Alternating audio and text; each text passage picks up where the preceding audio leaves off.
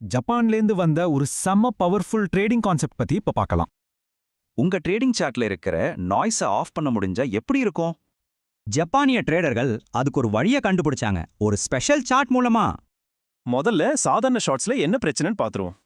சாதாரண சார்ட்ஸ்ல நேரம் போக போக புது கேண்டில்ஸ் வரும். இதுதான் தேவையில்லாத நாய்ஸை உருவாக்குது. ஆனா லைன் பிரேக் சார்ட் அப்படி இல்ல. விலை மாறினா மட்டும்தான் புது லைன் வரும். அப்போ இதோட வேலையே தேவையில்லாத சத்தத்தை ஃபில்டர் பண்ணிட்டு உண்மையான ட்ரெண்டை மட்டும் காட்டுறது தான். இப்ப வாங்க இதோட மாஸ்டர் ரூல் என்னன்னு பாப்போம். இதுக்கு பேரு 3 லைன் பிரேக்.